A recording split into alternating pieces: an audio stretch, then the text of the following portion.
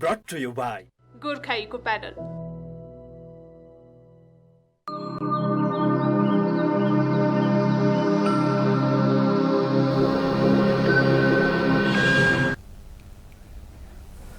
नमस्कार, कार्यक्रम विषयान्तरमा यहाँहरू सबैलाई हार्दिक स्वागत गर्छु। म चन्द्र बानिया। दर्शकवृन्द, जिएनएन एसडीबाट प्रसारण हुने कार्यक्रम विषयान्तरमा आज हामी विशेष विषयमा विशेष संवाद गर्न गइरहेका छौँ। यो भन्नुको अर्थ अहिले हामी 2567औं बुद्ध जयन्तीको अवस्थामा छौँ। अहिले नेपालभर 3 दिनसम्म बुद्ध जयन्तीलाई विशेष रूपमा मनाउने लुम्बिनी विकास कोषले तयारी गरिरहेको अवस्थामा हामीले यो बुद्धको दर्शन र बुद्धको शिक्षा अहिलेको सन्दर्भमा बदलिँदो परिस्थितिमा कति सान्दर्भिक छ, कति जीवन उपयोगी छ र यसलाई कार्यान्वयनमा ल्याउन आम मान्छेहरू कति लालायित छन् भन्ने सन्दर्भमा हामी जान्ने प्रयास गर्नेछौँ। भनिन्छ बुद्ध शिक्षा प्राप्त गर्ने हो भने हर क्षेत्रमा देखेका विकृति र विसङ्गतिको अन्त्य गर्न सकिन्छ भनेर बौद्ध विद्वानहरूले दावी गर्दै आएका छन्। त्यसको लागि परिधि शिक्षा महत्त्वपूर्ण छ। यसलाई प्राथमिक तहदेखि नै यसलाई उच्च तहसम्म हर नागरिकले अध्ययन गर्न पाउने वातावरण बनायो भने असल नागरिक उत्पादनमा यसले विशेष योगदान गर्छ भनेर बौद्ध विद्वानहरूले वर्षौँदेखि भन्दै आएका छन्। त्यसकारण पनि यो बिहार गुम्बाहरूमा परिधि शिक्षालाई विशेष प्राथमिकता दिएको पाइन्छ। यो परिधि शिक्षा यो गुम्बा र बिहारहरूमा मात्र किन त, स्कुलमा कलेजमा कति सहज पहुँच छ विद्यार्थीहरूको लागि, आम अभिभावकहरूको लागि, आम नागरिकको लागि हामी जान्ने प्रयास गर्नेछौँ। र यो सन्दर्भमा कुराकानी गरिरहँदा अहिले हामी दावी गरिरहेका छौँ, नेपालीहरूले गर्व गरेका छन् विश्वसामु। जसरी हामी सगरमाथाको देश नेपाल भनेर विश्वसामु गर्व गर्छौँ, त्यस्तै भगवान गौतम बुद्ध जन्मेको देश नेपालको हामी नागरिक भनेर पनि हामीले विश्वमा चौडा छाती गरेर गर्व गरिरहेको अवस्था छ। विश्वमा हामीले जसरी बौद्ध झन्डालाई फहराउनलाई र बौद्ध अनुयायीहरू बढाउनलाई यसरी गर्व गर्छौँ, भगवान गौतम बुद्ध नेपालका हुन्, त्यसकारण विश्व शान्ति नेपालबाटै सम्भव छ भनेर जसरी दावी गर्ने गरिन्छ, अवस्था के छ त? देशमा राजनीतिक परिवर्तन पटक पटक भयो। राजनीतिक परिवर्तनले, यो आन्दोलनले गरिएको व्यवस्था परिवर्तनले सरकारको नेतृत्वहरू पटक पटक फेरियो। नागरिकको अवस्था के छ त? के साँच्चीकै भगवान गौतम बुद्ध जन्मेको देश नेपाल समृद्ध छ, शान्त छ? त्यो देखिँदैन। कलह छ, राजनीतिक गुटबन्दी झगडामा अल्झिरहेको अवस्था छ।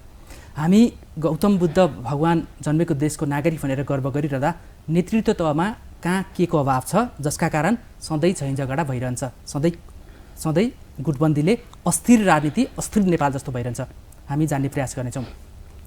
र यो विषयमा कुराकानी गर्नको लागि आज हामीसँग श्रद्धेय भिक्षु कौण्डन्य महास्तवीर हुनुहुन्छ। उहाँ काठमाडौँको भृकुटी मण्डप स्थित बुद्ध विहारका प्रमुख हुनुहुन्छ। हामी उहाँसँग क्लियर कट रूपमा हामी गौतम बुद्ध भगवान जन्मेको देशको नेपाल र नेपाली भनेर विश्वसामु गर्व गरिरहँदा अवस्था के छ, नेपालमा बौद्ध धर्मावलम्बीहरू बढिरहेको अवस्था या घटिरहेको अवस्था या यसको शिक्षाको अवस्था के छ भन्ने सन्दर्भमा पनि साङ्गो पाङ्गो जान्ने प्रयास गर्नेछौँ। यहाँलाई नमस्कार, स्वागत छ। धेरै धेरै साधुवाद छ तपाईँलाई। आराम हुनुहुन्छ? आराम, ठिकै छ। जिएनएन एसडीले भिक्षुको पहिरनमा यहाँलाई पहिलोचोटि हामीले स्वागत गर्न पाएको छौँ, एकदमै खुसी लागेको छ। मलाई पनि धेरै धेरै नै गर्वको अनुभूति भइरहेको छ। र सँगसँगै जिएनएन एसडी टेलिभिजनको पनि म उत्तरोत्तर उन्नति अभिवृद्धि कामना गर्न चाहन्छु। साथसाथै यस टेलिभिजन मार्फत बुद्धका शिक्षा सम्बद्ध क्षेत्र, चाहे ऐतिहासिक रूपमा होस् चाहे सामाजिक रूपमा होस्, यसलाई यहाँहरूबाट पनि समेटेर नेपाली जनमानसमा सामाजिक रूपान्तरणको लागि, जनजीवनमा सुख शान्ति, आध्यात्मिक सुख शान्ति र सँगसँगै समग्र रूपमा देशको शान्ति र सुशासनको लागि समेत बुद्ध र बुद्धका शिक्षाहरूको के कस्ता प्रभाव छन्, यसबाट पनि सम्प्रेषण हुँदै जान सकोस् भन्ने समेत म कामना गर्न चाहन्छु। साथै विषयान्तर कार्यक्रमले सबैको मनमा विषयान्तर यसर्थमा कि समग्र रूपमा पोजिटिभ भाइब्स, यानि कि सकारात्मक परिवर्तनमुखी रूपमा अगाडि बढ्न सकोस् भन्ने पनि म आज जुन पहिलोचोटि यहाँ पाइलट टेकेँ, यसै सन्दर्भमा मैत्रीपूर्ण कामना पनि गर्न चाहन्छु। एकदमै खुसी लाग्यो, एकदमै धन्यवाद। यहाँको आशीर्वाद हामीलाई लागोस्, जिएनएन एसडीलाई लागोस्। निश्चय नै हामी यो कुर्सीमा चाहिँ यो कार्यक्रममा हामी राजनीतिक नेतृत्वलाई नै बढी बोलाएर गेस्टका रूपमा बोलाएर देशका समसामयिक राजनीतिक विषयमै कुरा गरिरहेका छौँ। एकदमै बिरलै मात्रै यस्ता विषयहरूलाई हामीले पस्किने गरेका छौँ। अहिले यो सौभाग्य पनि हो हाम्रो लागि। सन्दर्भ 2567औं बुद्ध जयन्ती रहेको छ होइन। अब म मूल विषयमै प्रवेश गर्छु। यो 2567औं बुद्ध जयन्ती अहिले सरकारकै आह्वानमा पनि 3 दिनसम्म मनाउने तयारी भइरहेको छ होइन। अब अघिल्लो पटक त अब भारतीय प्रधानमन्त्री नरेन्द्र मोदी नेपालका प्रधानमन्त्री शेरबहादुर देउवासहित गएर त्यहाँबाट लुम्बिनीबाट विशेष सन्देश प्रवाह भएको अवस्था थियो होइन। अब यसपालि पनि 3 दिन भनेको छ। अब कसरी सन्देश प्रवाह हुन्छ, विश्वले के सन्देश प्राप्त गर्छ लुम्बिनीबाट, त्यो हेर्न बाँकी नै छ होइन। मेरो जान्न खोजेको कुरा चाहिँ यो बुद्ध जयन्ती वर्षेनी मनाइन्छ नि, यो बुद्ध पूर्णिमाको दिन, यसको सान्दर्भिकता र यसको आवश्यकता के छ, यसलाई अलिकति प्रश्न पारिदिनुहोस् न। अब हुन त बुद्ध जयन्ती जुन अहिले हामी मनाउँदैछौँ यसको सान्दर्भिकता त झन्झन बढिरहेकै हामी देख्छौँ। विशेष गरी हामी बुद्ध जन्मभूमि राष्ट्र नेपाल भनेर सगर्वका साथ हामी विश्व सामु हामीले चाहिँ नाक फुलाउँछौँ। हाम्रो काँधलाई हामी चाहिँ नि हामी कम छैनौँ भन्ने हिसाबमा अगाडि बढिराखेका छौँ। सँगसँगै बुद्ध जन्मभूमि राष्ट्र नेपाल लुम्बिनी हामी कहाँ छ भनेर त्यसलाई एउटा गर्वको विषय मात्र बनाउनु, एउटा इस्यु मात्र बनाउनु भन्दा पनि हामीले बुद्धको शिक्षालाई जनमानसमा कसरी फैलाउँदै जाने र सँगै सम्बद्ध क्षेत्र यानि कि नेपाल राष्ट्र सम्बद्ध जुन अब प्रशासन, राज्य व्यवस्था र बुद्ध धर्मावलम्बी क्षेत्रले पनि बुद्धका जुन यावत सन्देशहरू, जीवनोपयोगी सन्देशहरू छन् त्यसलाई पनि जनमानसमुखी कसरी यसलाई तुल्याउने हो, त्यतातर्फ पनि यसलाई आकर्षित गर्दै समय सापेक्षित रूपमा जुन परिवेश परिस्थितिलाई समेत हामीले आङ्कलन गरेर अगाडि बढ्न सकेको खण्डमा अझ यो बुद्ध पूर्णिमा, वैशाख पूर्णिमा या स्वाया पुनी भन्छौँ हामी, बुद्ध जयन्ती भन्छौँ, यसको सान्दर्भिकता अझ बढी देखिँदै जाने हुन्छ। यसलाई मात्र परम्परागत ढर्राको रूपमा अगाडि बढाउँदाखेरि यो फादर टु सन भन्छौँ हामी, बाउले गर्यो छोराले पनि गर्नुपर्ने, पछि नातिले गर्ने। तर त्यो सँगसँगै यसको जुन बुद्धिज्मको बुद्धको जुन शिक्षा छ यसको इसेन्स, यसले चाहिँ के हाम्रो जीवनमा रूपान्तरण गर्न सक्छ, हाम्रो दैनिक जीवनमा सुख शान्तिको लागि, आध्यात्मिक सुख शान्ति विकासको लागि, सामाजिक रूपान्तरणको लागि र सँगै राष्ट्रकै हिसाबमा हामीले भन्नुपर्दाखेरि जसरी अहिले हामी नेपाल राष्ट्रका कुनै पनि जो राष्ट्र प्रमुख भनौँ कोही विदेशमा जाँदा वा यहीँबाट पनि सम्बोधन गर्दा कि त सगरमाथाको हाइटको कुरा गर्ने हुन्छन्, कि त अब हामीले चाहिँ बुद्ध जन्मेको राष्ट्र यो नेपाल हो भनेर लाइटको कुरा जुन चाहिँ अब लाइट अफ द एसिया भन्थ्यो अहिले लाइट अफ द वर्ल्डको रूपमा हामी चिन्छौँ, त्यतिले कुरा गरेर गर्व मात्र गर्ने भन्दा पनि सँगसँगै बुद्धका जुन शिक्षाहरू छ यसलाई चाहिँ कसरी हामीले जीवन्त रूपमा जनमानसमा यसलाई पुर्याउने ताकि बुद्धको सन्देशले यो सुशासनको लागि समेत ठुलो भूमिका निर्वाह होस्, परिवारमा सुख शान्ति छाओस् र हामी बिचमा पनि एउटा सद्भाव मैत्रीपूर्ण ढङ्गमा हामी अगाडि बढ्न सकौँ। त्यसो भएको खण्डमा बुद्ध पूर्णिमा, बुद्ध जयन्तीको सार्थकता अझ बढी देखिने हुन्छ जस्तो मलाई लागिरहेको छ। अब यहाँले त यसको सान्दर्भिकता अझ बढी छ भनेर भन्नुभयो होइन, नट ओन्ली फादर टु सन भन्ने परम्पराको ढर्रा मात्र नगरौँ, परम्परागत ढर्रामा नगरौँ भन्नुभयो होइन। अब कति परिमार्जित छ, कति परम्परागत छ यो बुद्ध जयन्ती मनाउने सन्दर्भ भन्नेमा चाहिँ लुम्बिनी विकास कोषको तयारीलाई लिएर हेरौँ न त। अब यहाँ त एउटा बिहारको प्रमुखै हुनुहुन्छ, लामो समय राष्ट्रिय अन्तर्राष्ट्रिय रूपमा यो बुद्ध शिक्षालाई र बुद्ध धर्मलाई कसरी विस्तार गर्ने भनेर यहाँ त अभियन्ताको रूपमा पनि सक्रिय हुनुहुन्छ होइन। लुम्बिनी विकास कोषले 3 दिनसम्म मनाउने भनेर तयारी गरेको आजको अवस्थालाई हेर्दा चाहिँ के पाइन्छ, परम्परागत छ या परिमार्जित छ?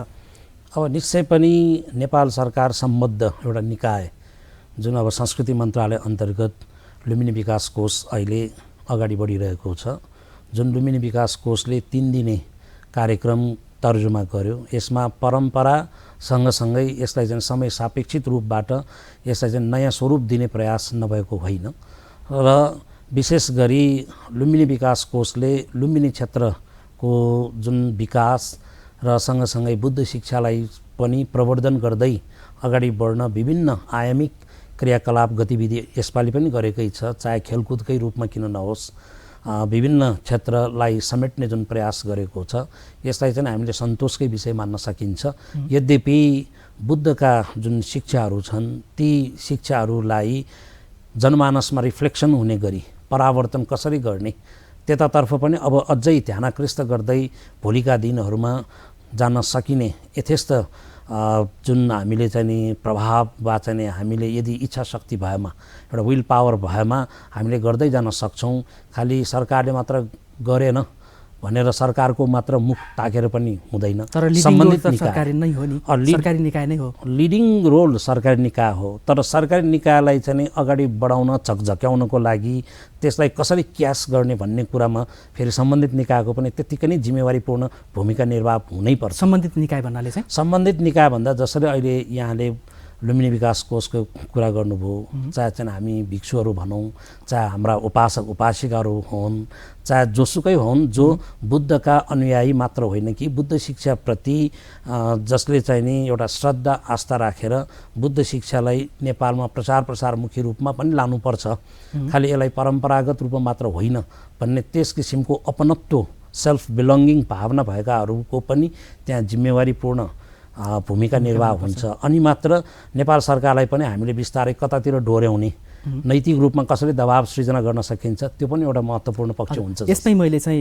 यहाँलाई राख्न खोजेको चाहिँ जस्तो अब यहाँले अघि पनि भन्नुभयो परम्परागत गर्ने कि त्यसलाई परिमार्जनसहित अगाडि लाने भन्नेमा अब अहिलेसम्म सरस्वती हेर्दाखेरि चाहिँ छ नि अब अघिल्लो वर्षको त्योभन्दा अगाडिको पनि हेर्ने हो भने हजुर अब बुद्ध जयन्ती मनाउने सन्दर्भमा चाहिँ लुम्बिनीको मायादेवी मन्दिरमा दीप प्रज्वलन गर्ने, आसपासका क्षेत्रमा सरसफाइ गर्ने, नगर परिक्रमा गर्ने अनि बिहार गुम्बाहरूमा सरसफाइ गर्ने देखिन्छ होइन। हजुर हजुर यो सरकारी तौरबाटै आयोजना गरेका कार्यक्रमहरूमा कि अब त्यही नै पनि लुम्बिनीमै पनि प्रधानमन्त्रीलाई बोलाइने, त्यहाँ एउटा औपचारिक कार्यक्रम गर्ने, भाषण गर्ने, मन्त्रीले भाषण गर्ने, त्यहाँ सदस्य सचिव उपाध्यक्षहरूले भाषण गर्ने गरिन्छ। हजुर अब अहिलेसम्मको त त्यो त परम्परागत देखिन्छ, भाषण त जहाँ पनि गरिरहेको छ नि। हजुर बुद्ध जयन्ती भनेर वर्षमा चाहिँ 3 दिन मनाउने भनेर चाहिँ प्राथमिकता दिएको जस्तो पनि देखिन्छ। तर मनाउने शैली त छ नि त्यही मायादेवी मन्दिरमा दीप प्रज्वलन गर्ने र आसपासका क्षेत्रमा सरसफाइ गर्ने। यो त अन्य दिनमा पनि भइरहेकै छ, यो वर्षमा 3 दिन पनि फेरि त्यही नै किन रिपिट भन्ने हो कि त्योभन्दा फरक शैलीको भएन कि भनेर मेरो जिज्ञासा। अब फरक शैलीमा कस्तो छ भने अब यो बुद्ध जयन्तीकै दिनमा जसरी अब कोही श्रद्धा आस्था क्षेत्रको रूपमा जो ध्यान साधनासँग नजिकका जो हाम्रा साधकहरू छन्, जस्तै उहाँहरू नेपाल विपश्यना सेन्टर होइन, बुढानीलकण्ठमा भयो, अन्तर्राष्ट्रिय बौद्ध भावना केन्द्र छन्, यसरी ध्यान केन्द्रहरूमा गएर पनि एक दिन मन शान्त गर्ने माइन्डफुलनेस प्र्याक्टिसको रूपमा अरू सबै कामहरू छोडेर यसरी बुद्ध जयन्ती त्यसरी मनाउनेहरू पनि छन्। यो परिमार्जित स्वरूप हो वास्तवमा। अब यहाँले जुन पूजा, दीप प्रज्वलन, भाषण, अब भाषण त हुन पनि पर्यो। यस किसिमका फेरि क्रियाकलाप गतिविधि भएन भने अब यहाँहरूको जुन सञ्चार माध्यमले पनि यसलाई समेट्ने बाटै हुँदैन।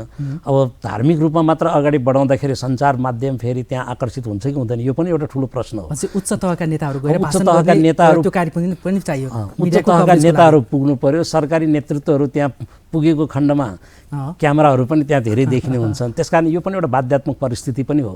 अब सबैको खुलन मिलन वा त्यो सँगसँगै हामीले कमसेकम एउटा सामाजिक परिवर्तन रूपान्तरणको लागि कि जनजनमा सुख शान्तिलाई समेत कसरी यसलाई चाहिँ हामीले चाहिँ परिवर्तनमुखीको रूपमा अगाडि बढाउन सकिन्छ, त्यस किसिमका क्रियाकलापलाई पनि समेट्दै जान सकिन्छ भने त्यो एउटा रूपान्तरण, त्यो एउटा परिमार्जित स्वरूप हुनसक्छ। मलाई लाग्छ विगतमा भन्दा अहिले धेरै नै बुद्ध जयन्ती मनाउने स्वरूपमा चाहिँ परिवर्तनहरू बिस्तारै बिस्तारै छनक चाहिँ देखिन्छ। परिमार्जित छ भनेर यहाँको दाबी छ होइन, तर हामी सर्वसाधारणले हेर्दाखेरि चाहिँ अलि परम्परागतै छ कि अझै भन्नेमा छ। त्यसको म अरू पोइन्टहरू पनि केलाउँला यहाँलाई। होइन, धार्मिक रूपमा हुने बित्तिकै जहाँ धर्मको कुरा आउँछ, संस्कृतिको कुरा आउँछ, यहाँलाई म स्पष्ट रूपमा भन्न चाहन्छु कि त्यहाँ अलिकति परम्परागत ढर्रा त पाउँछ नै, त्यो केही न केही रूपमा त्यो गन्ध त रहन्छ नै। अब त्यसमा चाहिँ अलिकति नयाँ पिँढीहरूले यो मात्र खालि पुरानै रूपमा मात्र भयो भनिन्छ, तर पुरानै स्वरूप पनि त्यहाँ केही न केही रूपमा कायम गर्नुपर्ने स्थिति रहन्छ नै। त्यसलाई अझ महत्त्व दर्शाउनलाई यो औपचारिक कार्यक्रम पनि चाहिन्छ भन्ने भयो। त्यो गर्नुपर्ने हुन्छ। अर्को कुरा छ नि, लुम्बिनी विकास कोषले चाहिँ 3 दिनको तामझाम गर्छ, उसले सबै बिहार र गुम्बाहरूलाई पनि एउटा सर्कुलर जारी गर्छ होइन। अब यो अवसरमा चाहिँ बिहारहरूले चाहिँ कसरी गर्छ? यहाँ त एउटा बिहारको प्रमुखै हुनुहुन्छ होइन। यो बुद्ध जयन्तीलाई चाहिँ यहाँको बिहारले यहाँले नेतृत्व गरे जस्तै अन्य सयौँ बिहारहरूले चाहिँ कसरी मनाउँछ बुद्ध जयन्ती? अब लुम्बिनी विकास कोषले जुन सर्कुलर जारी गर्ने तपाईँले भन्नुभयो, वास्तवमा त्यो लुम्बिनी परिसरकै जुन बिहार क्षेत्र हो त्यहाँ मात्र सर्कुलर गर्ने हो। देशभरका यसरी बिहार र कार्यक्रम गुम्बालाई गर्दैन? त्यो त्यहाँबाट चाहिँ हुने होइन। ए। अब देशभरका गुम्बा बिहारहरूमा आफ्नै किसिमको जुन हाम्रो परम्परागत मूल्य मान्यता छ, धार्मिक आस्था छ, यो सबैलाई समेटेर अगाडि बढ्ने हो। तर लुम्बिनी विकास कोषको जुन अहिले यसपालि मैले चाहिँ अब समाचारमा पढे अनुसार करिब 1 करोडको बजेटको जुन यो 3 दिने कार्यक्रमको लागि जुन छुट्याइएको छ भनिएको छ, अब त्यसमा विभिन्न कार्यक्रम प्रधानमन्त्री सामान्य प्रधानमन्त्रीको उपस्थितिदेखि लिएर ती सम्पूर्ण कार्यक्रम त हुन्छन् नै, तर जुन अब देशभरिमा जुन बिहार गुम्बाहरू छन्, बहाबहीहरू छन्, सम्बन्धित जुन बौद्ध क्षेत्रहरू छन्, उहाँले चाहिँ आफ्नो क्षेत्रबाट जुन श्रद्धा आस्था जगाएर, जसरी अब बुद्ध जयन्तीकै दिनमा हामीले आनन्दकुटी बिहारमा पनि जुन अब स्वयम्भूको काखमै रहेको ऐतिहासिक आनन्दकुटी बिहारमा पनि बृहत बौद्ध सभा धेरै वर्ष अगाडिदेखि नै हैन चलाउँदै आइरहेका छौँ। त्यसमा पनि अब सम्मान्य प्रधानमन्त्रीकै उपस्थिति 3 वर्षको एकचोटि त पहिला राजाको उपस्थिति हुन्थ्यो, अब राजा होइन, अब गणतन्त्र स्थापना भइसकेपछि राष्ट्रपतिको उपस्थिति हुन्छ र सँगसँगै 3 वर्षको एकचोटि भगवान बुद्धको पवित्र अस्ति धातुको जुन यो जुन यात्रा शोभायात्रा पनि गर्ने चलन छ। आनन्दकुटीमै हो, आनन्दकुटीबाटै जुन त्यहाँ आनन्दकुटी बिहारमा रहेको जुन चैत्य छ, लङ्काराम चैत्य भन्छौँ हामी, त्यो भित्र गर्भमा रहेको त्यो अस्ति धातुलाई 1 वर्षको एकचोटि प्रदर्शन गरिन्छ सर्वसाधारणको लागि, तर 3 वर्षको एकचोटि हामीले नगर परिक्रमा पनि गर्छौँ। त्यो यस वर्ष चाहिँ नि अब बुद्ध जयन्तीकै दिनमा परेको छ। ए, आनन्दकुटी बिहार त नेपालको पहिलो पुरानो बिहार पनि हो हैन? अहिले नेपालमा थेरवाद बुद्ध धर्मको पुनर्जागरण पछि अब हामीले यो जुन अहिले ऐतिहासिक आनन्दकुटी बिहारलाई नै यसको जुन अहिलेको जुन बनावट छ, त्यहाँ बिहारले चाहिँ जुन गरेको योगदान छ, बिहारको जुन संस्थापकको रूपमा भिक्षु धर्मालोक महासवीर र सँगसँगै त्यहाँ त्यति बेला अन्तर्राष्ट्रिय रूपमा समेत ख्यातिप्राप्त आचार्य डाक्टर भिक्षु अमृतानन्द भो, नेपालकै प्रथम त्रिपिटका आचार्य भिक्षु कुमार काश्यप महासवीर भो लगायत उहाँहरूको योगदान अनुरूप पनि त्यो जुन नेपालकै पहिलो अहिले ऐतिहासिक जुन आनन्दकुटी बिहार छ, यसैबाट चाहिँ नि यो बुद्ध जयन्तीलाई अहिले जुन सर्वव्यापी रूपमा अगाडि बढाउन अहम भूमिका निर्वाह गरेको त्यो ऐतिहासिक पक्ष आफ्नै ठाउँमा छ। हजुर, अघि हामीले कुरा गऱ्यौँ यसको सान्दर्भिकता जरुरी छ हैन? बुद्ध जयन्ती बुद्ध पूर्णिमाको दिनमा चाहिँ बुद्ध जयन्तीलाई चाहिँ विशेष रूपमा राष्ट्रिय पर्वको रूपमा मनाउनुपर्छ भनेर यहाँले यसको सान्दर्भिकतालाई अझ फोकस गरिरहँदा छ नि। यो बुद्ध जयन्ती मनाउनु त पर्छ त भन्नुभयो होइन, धेरैले भन्दै आएका छन्, धेरै बौद्ध विद्वानहरूले यहाँहरू जस्ता भिक्षुहरूले भन्दै आउनु भएको छ होइन। तर किन भन्नेमा चाहिँ र कसका लागि भन्नेमा, किन मनाउनुपर्छ भन्नेमा त यहाँले स्पष्ट पार्नुभयो, तर कसका लागि भन्नेमा चाहिँ यो अझ अलिकति स्पष्ट भएन छैन कि? कसका लागि भन्दाखेरि अब हाम्रै लागि भन्दाखेरि हामी त सधैँ बिहारमै बस्ने, पूजापाठमै अगाडि बढिराख्ने, ध्यान साधनालाई समेत हामीले चाहिँ फोकस गरेर अगाडि बढ्नुपर्ने हाम्रो जीवन। अब हाम्रै लागि भन्दाखेरि त यो अलिकति पाच्य विषय नहुन सक्छ, तर यो बुद्ध जयन्ती मनाउँदै विशेष गरी बुद्धका जुन उपदेशलाई अझ हामीले यो व्यापक रूपमा यसलाई सर्वसाधारण समक्ष पुर्याउने, यसको प्रचार प्रसारलाई अझ कसरी परिमार्जित रूपमा अगाडि बढाउने भन्ने त्यस किसिमको सोचलाई यसले चाहिँ अझ एक किसिमबाट कसरी यसलाई चाहिँ सङ्गठित रूपमा अगाडि बढाउन सकिन्छ, नयाँ सोचका साथ कसरी अगाडि बढाउन सकिन्छ, एउटा नयाँ टार्गेट ग्रुपहरू कसरी हामीले अगाडि बढाउने, प्रचार प्रसारमुखी कसरी गर्ने भन्ने यस किसिमका चाहिँ माहौल यसले बनाउँछ। त्यसकारण यो बुद्ध जयन्ती चाहिँ एउटा परम्परागत रूपमा अगाडि बढिरहेको देख्दा कसैलाई चाहिँ यो धेरै खालि परम्परा मात्रै भयो भन्ने हुन्छ, तर हाम्रो नजरबाट हेर्दाखेरि यसलाई अझ कसरी परिमार्जित परिष्कृत गर्दै लाने, यसले चाहिँ समाजमा चाहिँ कसरी प्रभाव पार्ने र राष्ट्रलाई पनि जुन अब सम्बन्धित निकाय भनौँ राज्य स्तरमा पनि यसलाई चाहिँ कसरी हामीले यो बुद्धको उपदेशको उपादेयतालाई चाहिँ कसरी अगाडि बढाउने भन्ने त्यो पनि एउटा महत्त्वपूर्ण पाटो भइराखेको छ। ठिक छ, यो चाहिँ आम नेपालीले गर्वका साथ मनाउने वातावरण किन भएन भन्ने आशयमा मेरो यो जिज्ञासा थियो होइन। यो चाहिँ खालि बिहारमा बस्ने या गुम्बामा बस्नेहरूको लागि मात्रै बुद्ध जयन्ती हो कि आम नेपाली आम नागरिकको लागि हो भने? अब सरकारले सार्वजनिकै बिदा दिँदाखेरि त सबैको लागि हो भन्ने जस्तो होइन, तैपनि अझ सबै नेपालीहरूले यसलाई अझ अपनत्व ग्रहण गर्न सकेनन् कि भने कि अब सरकारले त्यो देश त सबै मान्छे बुद्ध शिक्षाको लागि या बुद्ध धर्मको लागि या चाहिँ बुद्धको उपदेशमा केही चिन्तन मनन गरेको देखिनुपर्ने हो होइन। तर सरकारले त अरूलाई बिदा दिँदा त पिकनिक जाने, हाइकिङ जाने होइन, या चाहिँ रमाइलो गरेर चाहिँ घुम्न जाने जस्तो देखिया छ होइन। अब घुम्न जाने अवसरको लागि कि बुद्धको उपदेशमा चिन्तन गर्नेको रूपमा पनि यो दिवसलाई मनाउने भन्ने एउटा बिग क्वेसन चाहिँ छ है त्यहाँनिर। सकारात्मक हामीले रूपमा सोच्दाखेरि जुन यो बिदा दिइयो यसमा सुरुमा त अब बौद्धहरूको लागि मात्रै भनेर दिएको थियो, पछि अब समग्र नेपालीहरूले पनि यसलाई चाहिँ मनाउनुपर्छ।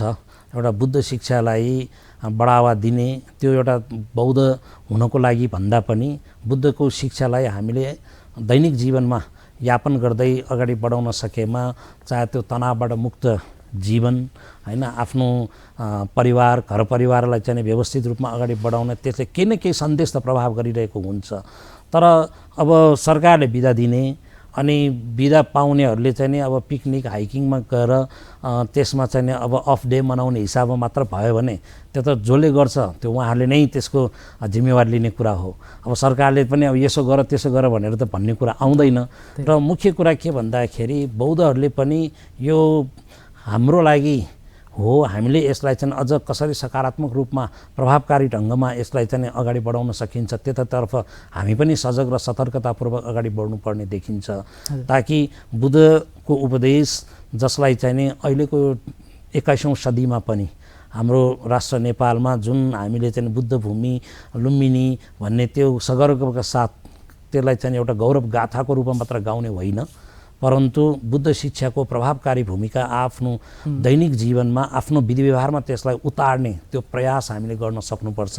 अनि मात्र यसको अपनत्व भावना चाहिँ हामीले यसलाई चाहिँ कायम गर्दै जान सकिने देखिन्छ। हजुर, अर्को एउटा चाहिँ मलाई एकदमै जान्दै मन लागेको, धेरैले सोध्ने प्रश्न पनि हो यो होइन, अथवा कतिपयले भन्ने गर्छन् के गौतम बुद्ध भगवान हुन् कि होइनन् भन्नेमा पनि फरक फरक विचार आइरहेको देखिन्छ। कतिपय विचारकहरूले नै पनि भगवान गौतम बुद्ध भनेर भगवान अगाडि जोडिन साथै आपत्ति जनाएको पनि हामीले धेरै दृष्टान्तहरू देखेका छौँ होइन। बुद्ध के हो अथवा गौतम बुद्ध भगवान हुन् कि होइनन् भन्नेमा कसरी बुझ्ने सर्वसाधारणले? अब बुद्धलाई अहिले हामी नेपालको कन्टेक्स्टमा नाम आउने बित्तिकै भगवान बुद्ध नै भनेर हामी भन्छौँ।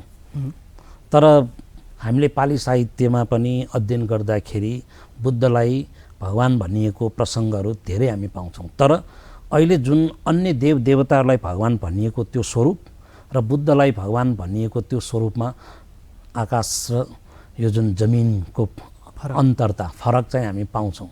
किन हामीले पाली साहित्यमा स्पष्ट रूपमा हामीले चाहिँ अध्ययन गर्न पाउँछौँ कि भग्ग राग भग्ग दोष भग्ग मोह भनिन्छ होइन।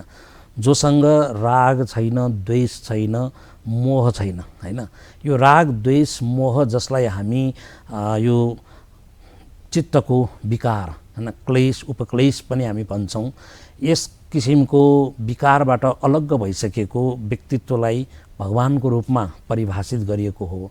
यस अर्थमा बुद्धलाई भगवान भन्दाखेरि हाम्रो जुन अब पाली साहित्य संस्कृत साहित्य अनुसार पनि कुनै आपत्ति त देखिन्न। र पनि अब चलन चल्तीमा आजकल त कुनै एकजना व्यक्ति जसको एउटा ठुलो प्रभाव छ र उनलाई पनि अब भगवानै भनिदिने त्यो चलन छ। तर एउटा कुरा के छ भन्दाखेरि यो धार्मिक क्षेत्रमा विशेष गरी श्रद्धा विश्वास धेरै हुँदाखेरि धेरै माथि चढाउने त्यो काम पनि हुनसक्छ। अनि श्रद्धा नहुँदा विश्वास नहुँदाखेरि जसरी विधि व्यवहारमा हामीले समाजमा देख्छौँ नि, तुरुन्तै अब माथिकोलाई चाहिँ तल पुर्याइदिने वा चाहिँ सडक छाप बनाइदिने त्यो हिसाब पनि हुन्छ। तर मुख्य कुरा यहाँ चाहिँ भगवान जुन शब्दको जुन कुरा यहाँले उठाउनु भयो, अब बुद्धलाई चिन्दाखेरि त उहाँ त एउटा मानव भएर पनि एउटा महामानव हो। बुद्धलाई एउटा एकजना द्रोण ब्राह्मणले सोधेको थियो है कि तपाईँ को हुनुहुन्छ भनेर, तपाईँ सर्प हो कि नाग हो कि होइन, एउटा यक्ष हो कि के हो भनेर यो एउटा कथात्मक रूपमा छ।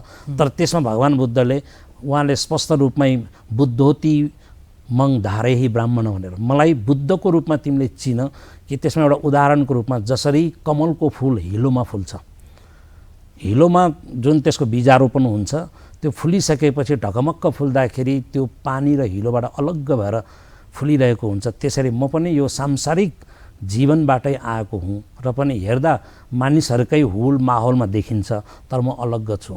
यसरी हेर्दाखेरि बुद्धको को जुन अब उहाँलाई चाहिँ कहीँ तथागत, कहीँ शास्ता, विभिन्न नामबाट उहाँलाई चाहिँ पुकारिन्छ, सुगत भनिन्छ हैन। यसरी उहाँलाई भगवानको जुन शब्द हामी प्रयोग गर्छौँ, तर अन्य भगवानलाई चाहिँ जुन प्रयोग गर्ने जुन अभिप्राय छ अलि अन्तर चाहिँ निश्चय पनि हामीले भगवान भन्न सक्छौँ हैन, दाबीका साथ भन्न सक्छौँ, किन पाली साहित्य अनुसार त्यसलाई चाहिँ हामीले भगवान शब्द प्रयोग गर्न सक्छौँ। हजुर, हामी छोटो ब्रेक लिन्छौँ, फेरि जोडिन्छौँ। जिएनएन एचडीबाट कार्यक्रम विषयान्तर प्रसारण भइरहेको छ र कार्यक्रम विषयान्तरमा हामी 2567औं बुद्ध जयन्तीको अवसरमा आज हामीले उहाँको उपदेश र बुद्ध जयन्ती मनाउनुको सान्दर्भिकता के, अहिलेको सन्दर्भमा के भन्ने बारेमा जान्ने प्रयास गरेका छौँ। आज हामीसँग यो विषयमा कुराकानी गर्नको लागि बुद्ध विहारका प्रमुख श्रद्धेय कोण्डन्ने महास्तवीर हामीसँग हुनुहुन्छ।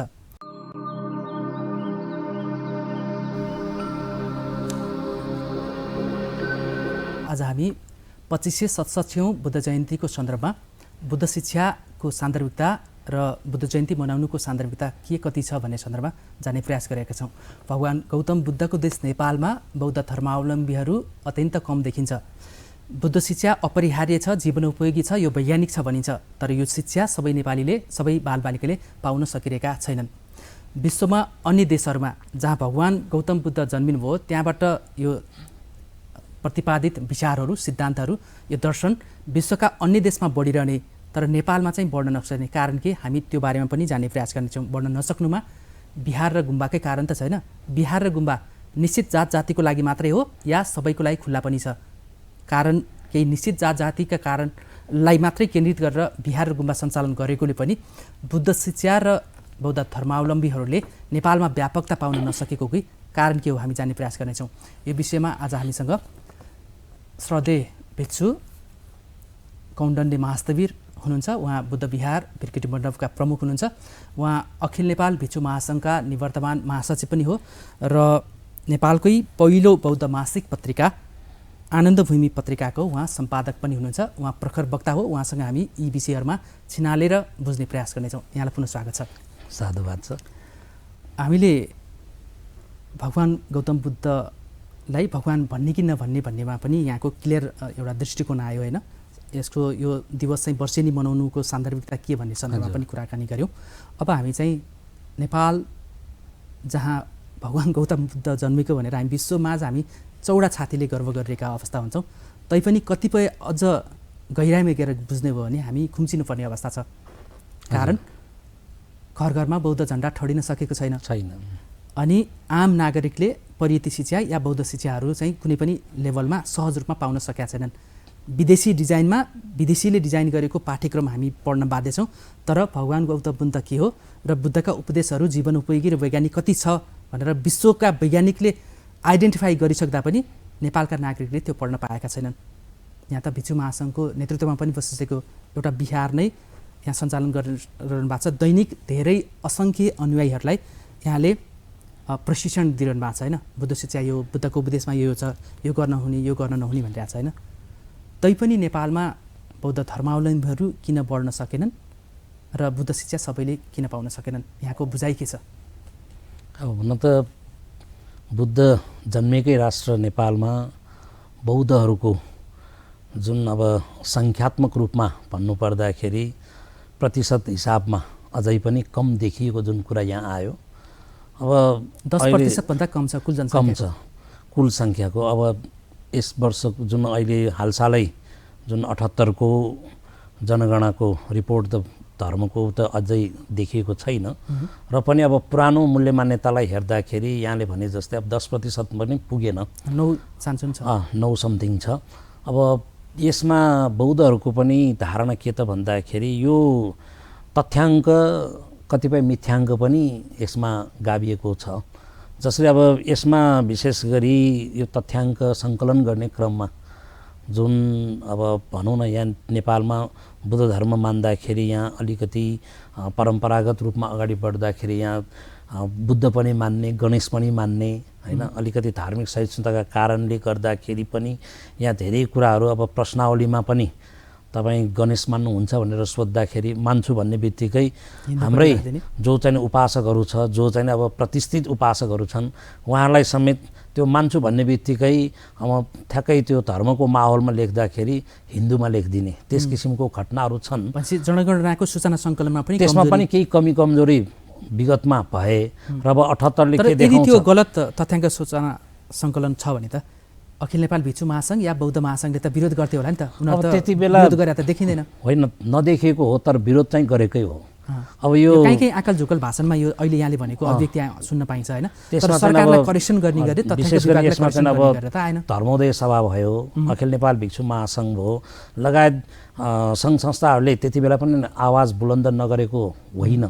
र पनि अब यहाँले भने जस्तै अब बौद्धहरूको सङ्ख्या किन बढेन, अब खालि बौद्धहरूले मात्रै परिवार नियोजन गरे त भन्ने यो पनि प्रश्न आउँछ। त्यो त होइन।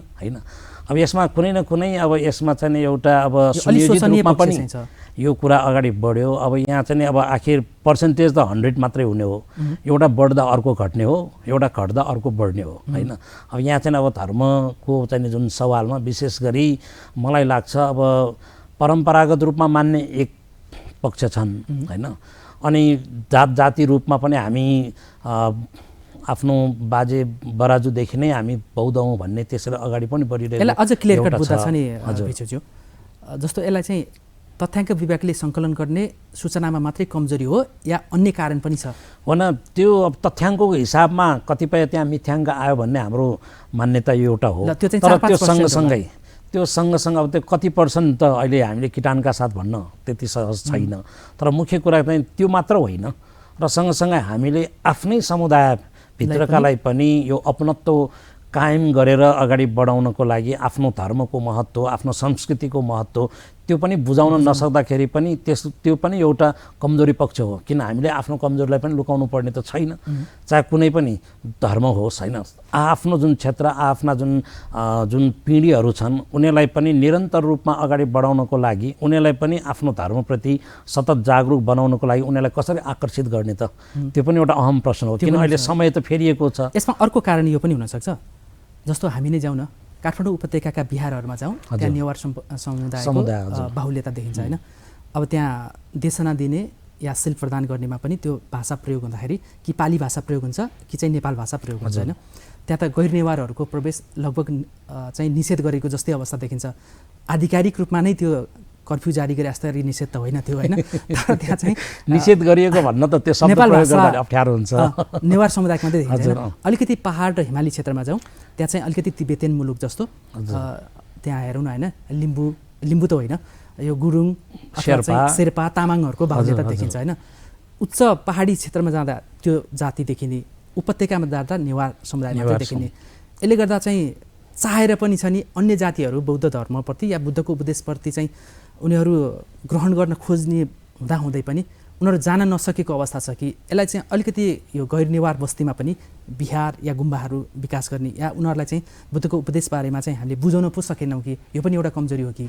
बुझाउनमा चाहिँ नि जति सक्नुपर्ने हो त्यति भइरहेको छैन यहाँले भने जस्तै होइन। तर मुख्य कुरा के त भन्दाखेरि जसरी अब यहाँ काठमाडौँ क्षेत्रको चाहिँ कुरा गर्दाखेरि यहाँ प्राय बौद्धहरू नेवार समुदायसित सम्बन्धित छ। यद्यपि बौद्ध खालि नेवारको मात्र होइन, बुद्ध धर्म भनेको होइन, यो त विश्वले अनुकरण गरिरहेको छ।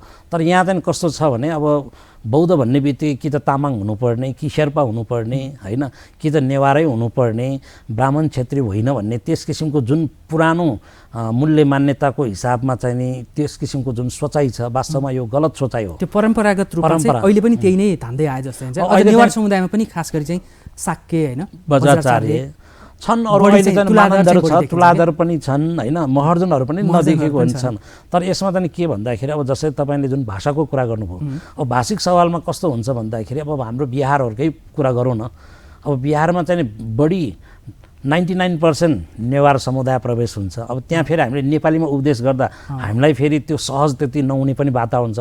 तर अहिले कतिपय बिहारहरूमा नेपालीमा उपदेश गर्ने पनि छन् होइन। त्यो वातावरण अहिले बिस्तारै बन्दै आएर, किनकि अहिले नेवार समुदायभित्र पनि नेवारी भाषा वा नेपाल भाषा बोल्ने अब बिस्तारै कम भइरहेको त्यो अहिलेको जुन परिप्रेक्ष्य छ त्यो हिसाबले पनि नेपाली नै हामी नेवारहरूले पनि नेपाली बोल्नेहरू पनि अहिले त धेरै छन् नि। मेरो चाहिँ यो कुनै जात या भाषी प्रति केन्द्रित भन्दा पनि छ नि, सबै नेपालीलाई बुद्धप्रति कसरी अपनत्व जगाउने भन्ने आशयले मैले एकदम राम्रो तपाईँले कुरा गर्नुभयो। तर यसमा चाहिँ मेरो भन्नु के त भन्दाखेरि पहिला तपाईँले भने जस्तै हो, तर अहिले परिवर्तन आएको छ। जसरी अहिले तपाईँ तराईतिर जानुभयो भने जस्तै लुम्बिनीकै कुरा गरौँ न, त्यहाँ अब थारू समुदायहरूले चाहिँ लुम्बिनी छ, तर सिङ्गो त्यो मध्य तराई हुन्छ नि, मध्य प्रदेशको कुरा, मध्य प्रदेशमा न गुम्बा छ न बिहार छ।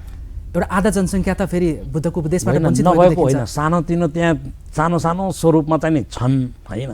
तराईमा मध्य तराईमा त लगभग शून्य जस्तो देखिएको मात्र हो। तर अब त्यहाँ बिहारको स्वरूप दिने त्यो भयो, त्यो नभएको होइन। तर एउटा भनौँ न तपाईँले भने जस्तै एउटा जातीय रूपमा त्यहाँको चाहिँ अब क्षेत्रीय रूपमा पनि त्यहाँ प्रवेश गर्ने बित्तिकै अप्ठ्यारो होइन। त्यहाँ चाहिँ अब दान धर्मकै सवालमा पनि अप्ठ्यारो त्यो हिसाबले त्यो। तर अहिले चाहिँ जुन मगर समुदाय भयो, गुरुङ समुदाय, थारू होइन, उहाँहरूबाट पनि यसमा चाहिँ जुन अपनत्व कायम गरेर अगाडि बढ्ने जमर्को गर्दाखेरि अहिले नेपालीमा पनि यो धर्मलाई चाहिँ अध्ययन अध्यापन गर्ने त्यो वातावरण चाहिँ अहिले मौलाउँदै गइरहेको छ। एउटा चाहिँ सकारात्मक रूपमा हेर्न सकिन्छ। मैले यो प्रश्न किन राखेँ भन्दाखेरि म यो डाटाबेसमै राखेँ। म किनभने भगवान गौतम बुद्ध जन्मेको देश नेपालको म नागरिक हुँ भनेर मैले विश्वसामी गर्व गर्दा म जस्ता लाखौँ नेपालीहरूले चाहिँ गर्व गरिरहँदाखेरि फेरि तेरो देशमा चाहिँ बुद्ध धर्म मान्नेहरू कति प्रतिशत छ त भनेर सोध्यो भने त हामी त फेरि मौन बस्नुपर्ने बाध्यता छ नि। जस्तै अब हेरौँ न, कम्बोडियामा 96% बौद्ध धर्मावलम्बीहरू छ, थाइल्यान्डमा 93% छ, म्यानमारमा 80% बढी छ, भुटानमा 74% बढी छ, श्रीलङ्कामा झन्डै 70% देखिन्छ होइन। लाओसमा, भियतनाममा 66% बढी छ। अब चीनमा पनि लगभग 20% हाराहारीमा रहेका छन् होइन। अब नेपालभन्दा धेरै टाढा रहेका ती देशहरू जहाँ चाहिँ 100%देखि 70%सम्म बौद्ध धर्म मान्नेहरू देखिन्छ, तर नेपालमा 10% भन्दा कम देखेकोले यो चिन्ता मात्रै हो मेरो। यहाँले यसलाई अब यो त सरकारको पनि कुरा होला, चिन्ता तपाईँको मात्र होइन, हामी सबैको चिन्ता हो। तर यसलाई चाहिँ नि सम्बन्धित निकायले पनि यसमा चाहिँ नि अब मिथ्याङ्क होइन तथ्याङ्कको रूपमा कसरी अगाडि बढाउने त्यतातिर चाहिँ नि एउटा ध्यानाकृष्ट हुँदै जान्छ भन्ने हामीले आशा त गरेकै छौँ। र सँगसँगै यो धर्मप्रति यो अपनत्व कायम गरेर जानुपर्छ भन्ने अहिले चाहिँ एक किसिमको अभियान र सँगसँगै कतिपय अभियन्ताको रूपमा हामी पनि अगाडि बढिराखेका छौँ। र मलाई विश्वास छ यो 78ले होइन, यो जुन 10 पनि नपुगेको भन्ने छ त्यो चाहिँ निश्चय पनि बढेको हुनुपर्छ। अहिले त डिजिटलाइजको रूपमा अगाडि बढेको छ। पहिला जस्तै अब कलमले फेरि केरमेर गर्ने त्यो अवस्था त नरहनु पर्ने हो। तर पनि हेर्दै जाउँ के हुन्छ। तर मुख्य कुरा चाहिँ बुद्धै जन्मेको देशमा प्रतिशतको हिसाबमा चाहिँ कम हुँदाखेरि अब अन्य देशमा यहाँबाट चाहिँ बुद्धको चाहिँ जुन बुद्ध जन्मिने यहाँ उपदेश चाहिँ सञ्चार हुँदै जाने, तर विदेशमा चाहिँ धेरै प्रतिशतको रूपमा अनुयायी हुने, यहाँ नहुने भन्दाखेरि अलिकति हामीलाई एउटा कता कता असहजताको अनुभूति चाहिँ हुन्छ नै। हजुर, अब नेपालमा चाहिँ यो तुलनात्मक रूपमा अन्य जातिको रूपमा बढी भने त अब हिन्दूहरूकै बढी देखिन्छ त्यहाँ होइन। निश्चय 80% हाराहारी छ। कतै चाहिँ बुद्ध धर्म र हिन्दू धर्म भनेको एउटै हो भन्ने बुझाइ आम नागरिकमा भएर पनि नेपालमा बुद्ध धर्म र हिन्दूको चाहिँ त्यो तुलनात्मक प्रतिशत कम बढी देखिया हो कि त्यो लाग्छ यहाँलाई? एउटा त नेपालमा धार्मिक सहिष्णुता छ, अहिले पनि कायमै छ, कायम रहनु पनि पर्छ। तर धार्मिक सहिष्णुताको नाउँमा बुद्ध वा चाहिँ बौद्धहरू चाहिँ कतै अलिकति द्याग परेको होइन कि जस्तो त्यो चाहिँ मैले महसुस गरेको छु। अथवा अर्को कुरा चाहिँ छ नि, बुद्ध आफैमा भगवान होइनन् भन्ने एउटा जमात पनि छ र बुद्ध धर्म होइन, यो त एउटा दर्शन मात्रै हो भन्ने छ। त्यसकारण पनि प्रतिशत चाहिँ कम भएको हो कि?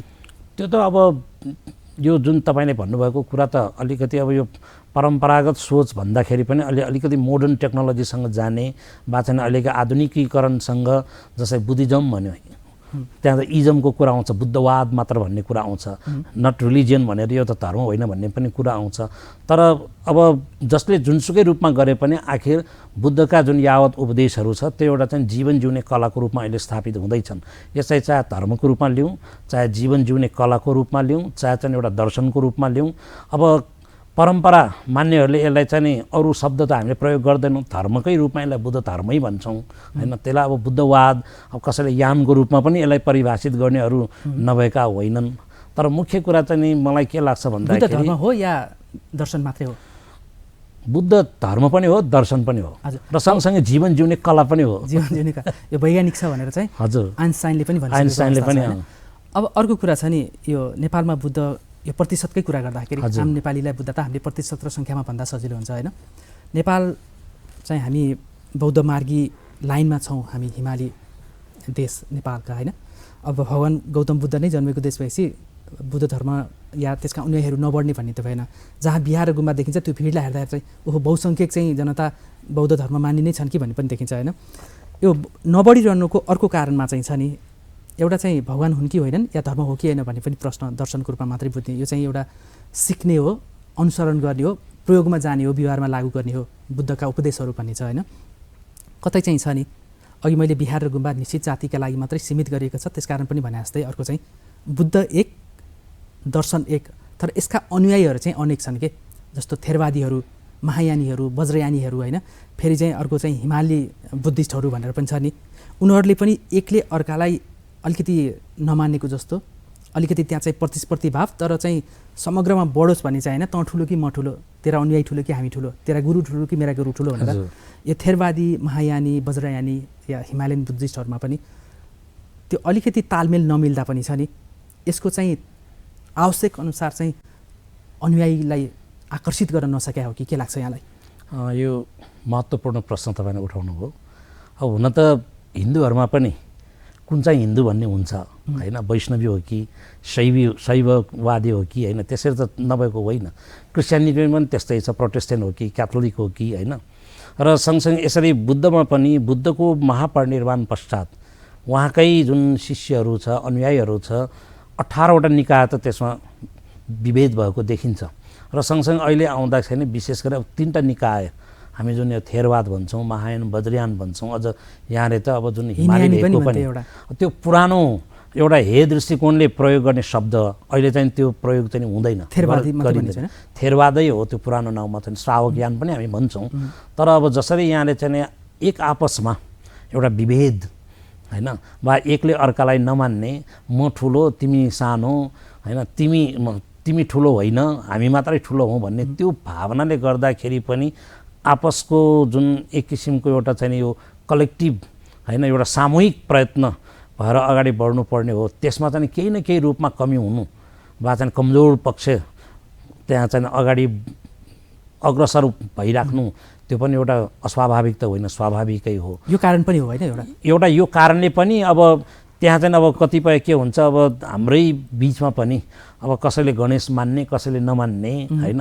अब त्यो गणेश मान्दाखेरि पनि एउटा हाम्रै आफ्नै चाहिँ जुन यो परम्परा अनुसार चाहिँ यो हिन्दूले मान्ने गणेश र फेरि बौद्धले मान्ने गणेश, त्यसमा चाहिँ भिन्नता रहेका यस्ता जुन कुराहरू छन्, दार्शनिक पक्षका जुन कुराहरू छन्, यस्ता पक्षले पनि केही न केही चाहिँ प्रभाव चाहिँ पारेको छ। अर्को कुरा यसमै छ नि, अर्को कुरा जोड्न मन लागेको चाहिँ यो अब हिन्यानी त भन्ने भएन, अहिले चाहिँ प्रयोग हुँदैन। थेरवादी, महायानी, वज्रयानी अथवा हिमालयन बुद्धिस्टहरू त एउटा छ।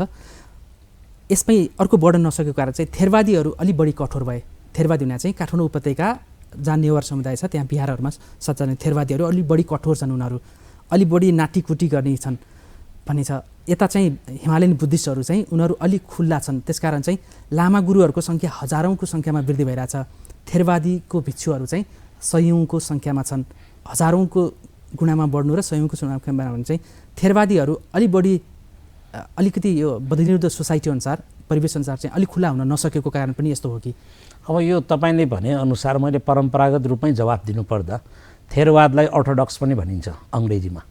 त्यो भनेको अब अलिकति कठोर जुन तपाईँले शब्द प्रयोग गर्नुभयो नि होइन, अलिकति चाहिँ परम्परावादी वा चाहिँ बुद्धको जुन पुरानो जुन शिक्षा छ यसैलाई यताउता नगरौँ भनेर अगाडि बढ्ने भएकोले यसलाई चाहिँ अलिकति तपाईँकै शब्दमा भन्नुपर्दा अलिक कठोर भएर अगाडि बढेको, यसलाई चाहिँ समय सापेक्षित रूपमा अगाडि बढ्न नसकेको हुँदा यस्तो भएको हो कि भन्ने त्यो कुरा पनि छ। परिमार्जन जरुरी छ कि? परिमार्जन त अवश्य पनि जरुरत छ, किनकि अहिले समय भनेको पहिला अहिले विगत 20 वर्षको अन्तराललाई मात्र हामीले हेर्दाखेरि पनि अहिले त इन्फर्मेसन टेक्नोलोजीको जमानामा हो। पहिला अब मोबाइल छैन, अहिले त मोबाइल कल्चर सुरु भइसकेको छ। अब यो अवस्थामा अब थेरवादी भिक्षुहरूकै कुरा गर्दाखेरि सङ्ख्यात्मक रूपमा जुन छैन भन्ने जुन कुरा आउँछ, अब त्यसमा पनि अलिक कमी त हो। अहिले यहाँ मात्र होइन, अन्य मुलुकहरूमा पनि अहिले अलिकति सङ्ख्यात्मक रूपमा थेरवादी भिक्षुहरू हुनेमा मैले दाताहरूको कुरा गरिरहेको भने कि भिक्षुहरूको चाहिँ नि कमी चाहिँ यसमा आउनु। पहिला अब भनौँ न अब छोराछोरीकै रूपमा हेर्दाखेरि पनि 3 ठिक छ, जना 4 यसमा जना परिमार्जन जरुरी छ भने हैन, हामी समयको अन्त्यमा पनि छौँ। अब मलाई भनिदिनुहोस्, हामी समयको अन्त्यमा पनि छौँ हैन, बुद्ध शिक्षा र बुद्ध दर्शनलाई चाहिँ आम नागरिकमा पुर्याउँदाखेरि यसले देशको समृद्धि सम्भव छ या छैन? निश्चय पनि बुद्ध शिक्षालाई आम नागरिकमा हामीले पुर्याउन सक्यौँ भने देशको समृद्धि विकास यसको चाहिँ नि सम्भव छ। कसरी चाहिँ? अब बुद्ध शिक्षाले खालि मात्र यो परम्परागत रूपमा आध्यात्मिक सुख शान्तिको मात्र कुरा गर्दैन, यसले सामाजिक रूपान्तरणको कुरा गर्छ, पारिवारिक सुखको कुरा गर्छ हैन, गुड गभर्नेन्स यानि कि सुशासनको पनि कुरा गर्छ। भगवान बुद्धले जुन अब त्यति बेला चाहिँ अब भनौँ न बिम्बिसार महाराज भयो हैन, त्यसले चाहिँ प्रसेनजित राजा भयो, उहाँहरू सबैलाई समेटेर त्यति बेला जुन अब राज्य व्यवस्थालाई चाहिँ कसरी अगाडि बढाउनु पर्छ भन्ने जुन शिक्षाहरू उहाँले दियो, खालि सबै भिक्षु हुने वा चाहिँ भिक्षुणी हुने सबै चाहिँ बिहारमा मात्रै सीमित भएर बस्ने त्यो शिक्षा मात्र उहाँको बुद्ध शिक्षा होइन। उहाँले त राज्य व्यवस्थालाई पनि बिहारका भिक्षुहरू र गुम्बाका लामाहरू गुम्बा र बिहारबाट बाहिर निस्किन सकेका छैनन्, त्यही बिहार र गुम्बामा मात्रै सीमित हुँदा पनि यो प्रतिशत र यो सङ्ख्या निस्किन सकेका छैनन्, होइन विदेशको यात्रा छैनन् भन्छ। विदेशको यात्रा छ, तर गाउँ गाउँमा बुद्ध शिक्षा र उपदेशको विस्तारको लागि यथोचित रूपमा जति हुनुपर्ने हो त्यो भएको छैन। किनकि अब कोही सामाजिक रूपान्तरणको लागि पनि एउटा सामाजिक अभियन्ताको रूपमा चाहे स्वास्थ्य क्षेत्र होस् चाहे सञ्चार क्षेत्र होस् त्यसमा लाग्नेहरू नभएका होइनन्। तर भगवान गौतम बुद्धले त भन्नुभएको थियो नि, तिमीहरू बिहारमा मात्रै नबस गाउँ गाउँमा घर घरमा घुमा भनेर। उहाँले त त्यति बेला नै अब सुरुवातमै उहाँले आफ्ना चेलाहरूलाई चाहिँ नि जुन चरत भिक्षवे चारिकङ बहुजन हिताय बहुजन सुखाय भनेर यो प्रचार प्रसारलाई यो एकजना भिक्षु एउटा गाउँमा वा एउटा नगरमा होइन, त्यो चाहिँ सबै फैलिएर जाने भन्ने कुरा छ। तर अहिले चाहिँ नि त्यो जति त्यति बेला हामीले चाहिँ एउटा अब साहित्यिक रूपमा जुन ग्रन्थमा उल्लेख भए अनुसार गर्न नसके पनि आफ्नो क्षेत्रबाट बिहारले एउटा चाहे सीमित रूपमै होस्, बिहार भनौँ वा चाहिँ बाहाबही भनौँ चाहे चाहिँ गुम्बा भनौँ, त्यसले चाहिँ सक्दो प्रयास गरिराखेकै छ। तर यहाँले भने जस्तै जति हुनुपर्ने हो सहरीमुखी भयो भने पनि हामीलाई कहिलेकाहीँ चाहिँ नि आरोप लाग्छन्। यो वास्तवमा यो स्वाभाविक पनि हो। अब गाउँ गाउँमा प्रवेश गर्दाखेरि अहिले बिहार त फेरि त्यसै अगाडि त बढ्दैन। हेर्नुहोस्, बिहार अगाडि बढ्नको लागि भिक्षुहरू वा चाहिँ लामा गुरुहरू अगाडि बढ्नलाई पनि पहिला जस्तै एउटा कमण्डलु लिएर एउटा पात्र लिएर खुर्क ध्यान गरेर बस्यो त्यो स्थिति अहिले छैन। अहिले त हामी भिक्षुहरू पनि मोबाइल मङ्क भइसकेका छौँ। मोबाइल हामीलाई पनि चाहिन्छ हैन, अब कम्प्युटर हामीलाई पनि चाहिन्छ, किन यो त समय सापेक्षित रूपमा जाँदाखेरि त्यो सँगसँगै फेरि के भयो, अब हामी पनि बिस्तारै अर्थमुखी पनि हुनुपर्ने बाध्यात्मक परिस्थिति आयो। त्यसकारण सहरीमुखी हुने बाध्यात्मक परिस्थिति यसरी चाहिँ सृजना भएको हो। तर त्यसो भन्दैमा सबै त्यस्तो होइन, तर ग्रामीण क्षेत्रमा ध्यान गरेर जस्तो भिक्षुलाई हामीले देख्न पाऊँ भन्ने भयो। अब समयको अन्त्यमा छ नि, अब भगवान गौतम बुद्धको उपदेशका अथाह छ होइन, त्यसको मूल सार भनेको त्रिपिटकलाई मानिन्छ। अब त्यसको त्रिपिटकको पनि मूल मर्म भनेको पञ्चशीलको 5वटा बुँदालाई लिने गरिन्छ होइन। बुद्धका 5वटा शीललाई मात्रै पालना गर्ने हो भने समाज परिष्कृत हुन्छ, समाज सुशासित हुन्छ, असल नागरिक बन्छ भनिन्छ होइन। अब नेपाल अहिले बिग्रिनुको कारण चाहिँ खास नेतृत्वले पञ्चशीलको 5वटा बुँदालाई मात्रै, यो शीलको बुद्ध शीलको 5वटा बुँदालाई मात्रै कार्यान्वयन नगर्दा पनि यो अवस्था आयो, यो राजनीतिक अस्थिरता अनि मुलुक समृद्ध नहुने अवस्था आयो भनेर भनिन्छ होइन। यो बुद्धका उपदेशका पञ्चशीलको यो महत्त्वलाई अझ अलिकति थोरैमा प्रस्ताइदिनुहोस् न। बुद्ध शिक्षालाई हामीले सार संक्षेपमा त दुःख र दुःखबाट मुक्ति नै बुद्ध शिक्षा हो। 84,000 धर्मस्कन्ध छ भनिन्छ। तर जुन यहाँ तपाईँले पञ्चशीलको जुन कुरा उठाउनु भयो, पञ्चशील एउटालाई मात्र हामीले चाहिँ परिपालन गर्दाखेरि राज्य र यसको सम्बन्धित जुन नेतृत्वदायी भूमिका निर्वाह गर्ने जुन पात्रहरू हुन्छन्, नेतृत्वदायी व्यक्तित्वहरू हुन्छन्, उहाँले यसलाई परिपालन गरिदिएको खण्डमा यहाँ सुशासन कायम गर्न सकिन्छ। अहिले त के भइरहेछ भने आपसी बेमेल, एकले अर्कोलाई नसहने, एकले अर्कोलाई खुट्टा तान्ने, एउटा चाहिँ अब चुनावी समयमा चाहिँ नि ठुल्ठुलो कुरा गरिदिने अनि पछि चाहिँ आफ्नो दलगत स्वार्थमा भासिने फस्ने अनि दलभित्र पनि आफ्नो गुटबन्दी हुन्छ, आफ्नो व्यक्ति कसरी अगाडि बढ्ने, त्यो चरित्र चित्रणले गर्दाखेरि, त्यो स्वभावले गर्दाखेरि यहाँ जुन शील यानि कि हामी अनुशासन भन्छौँ, नियम भन्छौँ होइन।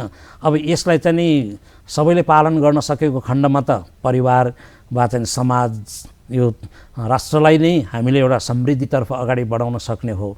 अब समृद्धिको भाषण चाहिँ सुन्दाखेरि हामीलाई थपडी वा ताली बजाउन त मन लाग्छ, तर व्यवहारमा के हुन्छ त भन्दाखेरि आफ्नो डम्फु बजाउने होइन, आफ्नो गोरुको बारे टक्का भन्ने जुन प्रवृत्ति नेतृत्व तहमा छ त्यसमा पनि अब सबैले दलगत स्वार्थभन्दा पनि व्यक्तिगत स्वार्थभन्दा पनि समग्र रूपमा राष्ट्रको हित, जनताको मनोभावना, जनभावनालाई कदर गरेर अगाडि बढ्ने, स्वयं अरूलाई चाहिँ नीति नियमको कुरा सिकाउने होइन।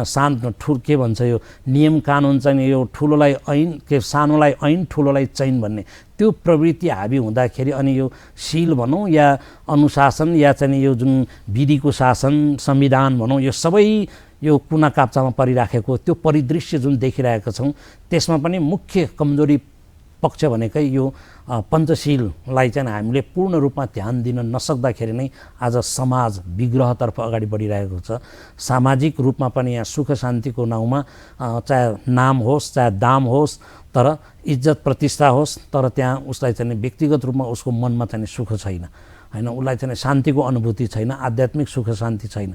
तर त्यसको लागि हामी आफै परिवर्तन हुनुपर्छ, म पनि सुध्रिनुपर्छ, तपाईँ सुध्रिनुपर्छ। हामी सबै सुध्रिएर अगाडि बढ्न सकेको खण्डमा बुद्धको शिक्षालाई हामीले अवलम्बन गरेको त्यति बेला मात्र साबित हुन्छ। अनि यसले चाहिँ मुख्य जुन यो सुख शान्तिको जुन हामीले कुरा गर्छौँ, शान्तिको जुन हामीले चाहिँ अब भाषण गर्छौँ वा सेमिनार गर्छौँ अनि त्यसको चाहिँ मूल मर्म तर्फ हामी अगाडि बढ्न सक्ने स्थिति त्यति बेला मात्र सम्भव हुन सक्छ। सबैले पञ्चशीलको पालना गरौँ होइन, त्यो गर्दाखेरि सबैलाई यसको सकारात्मक जुन यो परिणाम चाहिँ नि आउँछ, लाभ चाहिँ प्राप्त हुन्छ नै। समय सकिएको छ, हामी अन्य बसाइमा चाहिँ यो बुद्धका उपदेशका चरण चरणमा हामी छलफल गरौँला। अहिलेलाई महत्त्वपूर्ण समय र विचारको लागि यहाँलाई धेरै धेरै धन्यवाद।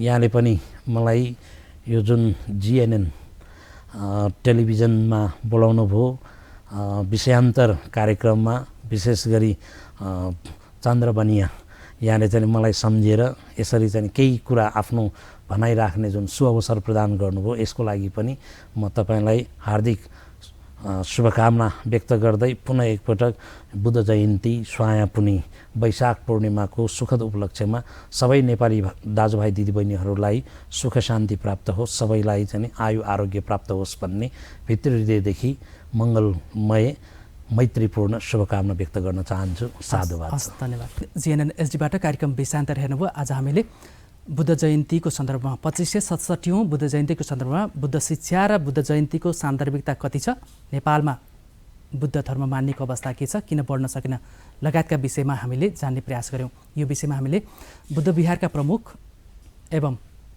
श्रद्धेय भिक्षु कौण्डन्य महास्तवीरसँग जान्ने र बुझ्ने प्रयास गऱ्यौँ। यिनै संवादको साथ कार्यक्रमबाट हामी सबै बिदा चाहन्छौँ। नमस्कार।